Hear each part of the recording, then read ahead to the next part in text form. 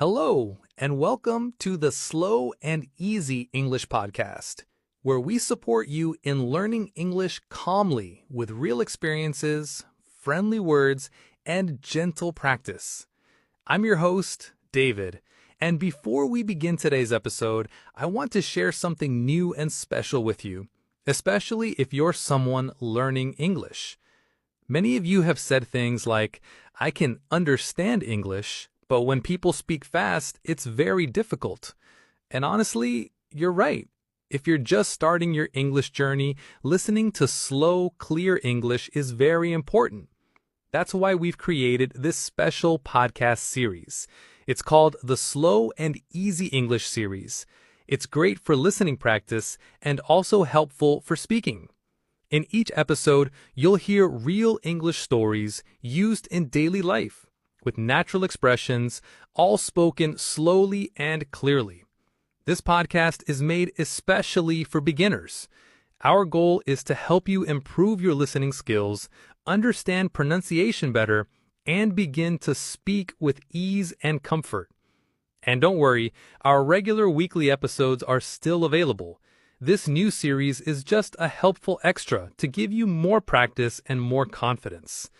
In each episode, you'll hear soft-spoken English from kind speakers who understand your journey. Think of this as your quiet space, where learning English becomes peaceful and stress-free. Now, let's begin today's story and topic. A few days ago, I was talking with a good friend of mine. Her name is Lucia. She's been learning English for about a year. She's friendly, smart, and usually talks a lot.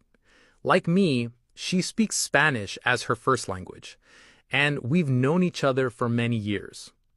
That day, we made some tea and sat down to chat in Spanish. She talked about work, her weekend trip, and even a funny story about her cat. She was full of life, using her hands as she spoke, laughing and smiling with excitement. Her words came quickly and easily. But then, I switched our conversation to English, and something changed. Suddenly, she paused often. Her smile became smaller. Her hands stopped moving. She said things like, how do you say this? Or, sorry, my English is not good. But honestly, her English was okay. I could see that her whole energy had changed. In Spanish, she was herself. In English, it felt like she was holding back. After a few minutes, she took a deep breath and said something I won't forget.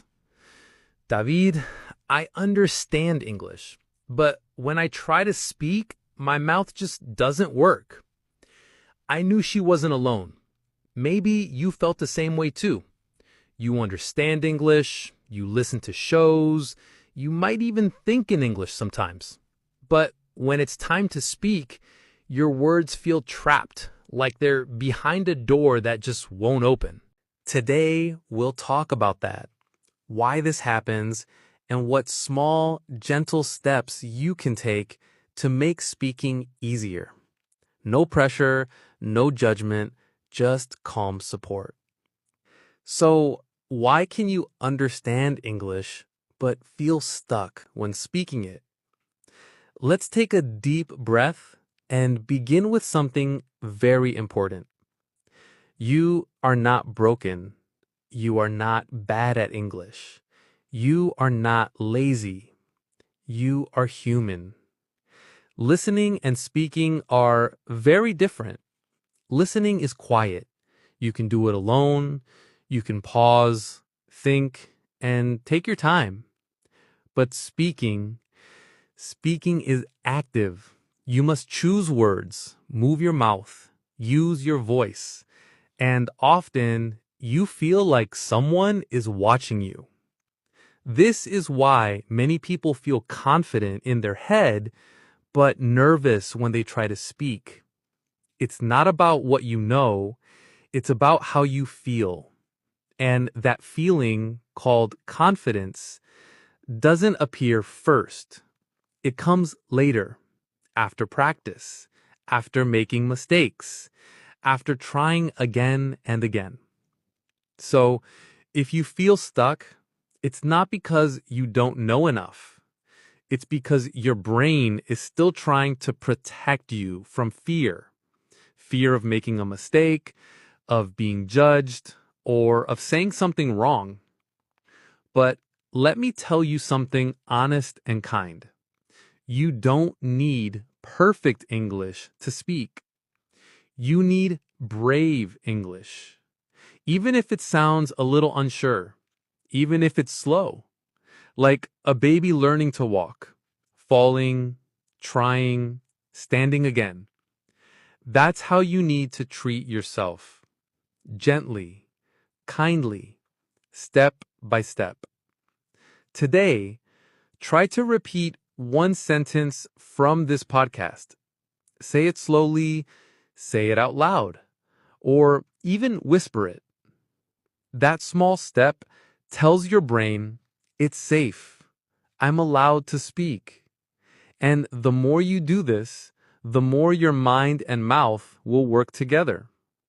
One day soon, you'll be able to tell your own story in your own English voice. Now that we've talked about why speaking feels difficult, let's look at how you can make it easier. Here's one method that works really well.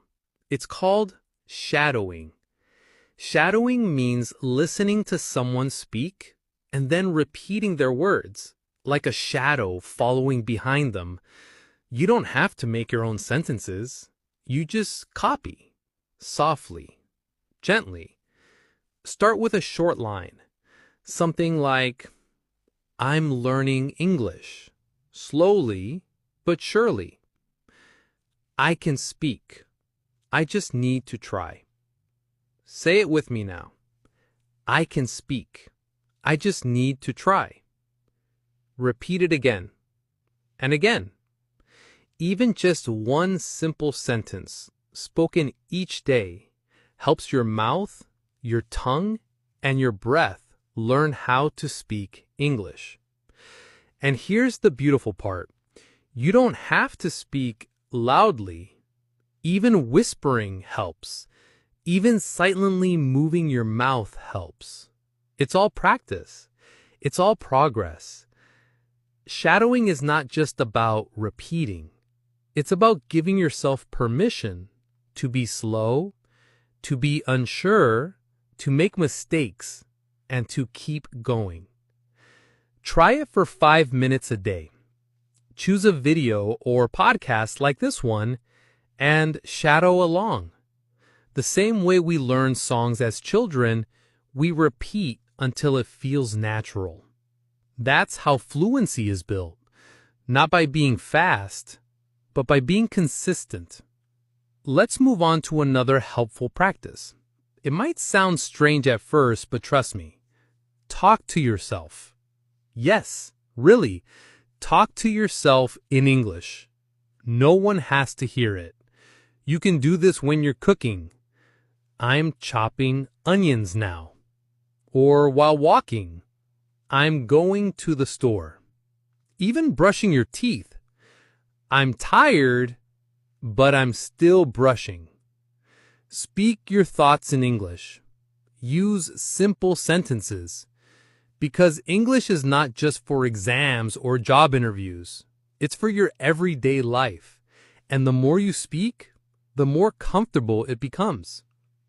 Next, let's go deeper. Not into grammar or vocabulary, but into confidence.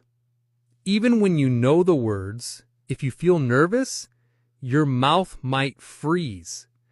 Confidence is not something you wait for. You build it slowly, steadily. So how do you build it? Start before you feel ready. Speak even when you're unsure. Say, I'm not perfect, but I want to learn. Say it out loud. It will change how you feel inside. Each time you speak, even just one sentence, you tell your brain, it's okay. I can do this. and your brain starts to believe it. Start with safe places. Speak with a kind friend. Join a friendly online group. Record your own voice and listen, not to judge yourself, but to encourage yourself. That's how real confidence grows. Not all at once, but slowly, step by step. You don't need to be fearless. You just need to show up. And when you do, your voice becomes stronger, your words become clearer, and English becomes part of your real, true self. Finally, let's talk about something that many people forget: emotion. Language is not just words. It's feeling. In your first language, your voice rises when you're happy, slows down when you're sad, and becomes excited when you talk about something you love. But when we speak English, we often lose that. We focus so hard on grammar and rules, we forget to show emotion. Here's a small challenge. Bring feeling back into your English. Don't just say, "I went to work." Say, "I was tired, but I still went to work." Say, "My boss smiled at me, and it made me happy." Use your face. Use your voice. Feel the words. Even if the sentence is simple, if it has feeling, it becomes powerful, and people will feel more connected to you when you speak. So far, we've talked about small steps: repeating sentences, shadowing, speaking to yourself, being brave, and adding emotion. These are quiet practices. They don't need to take a lot of time. You just need to show up and stay kind to yourself. Even one sentence spoken with care is a big step forward. So please, don't rush. Don't compare yourself to others. Just keep going. At your pace, in your voice. And when the world feels fast and noisy, you can always return here, to this calm space, to slow English, and to kind, gentle learning. I'm David. This is your space to grow, to speak, and to be understood. See you in the next episode.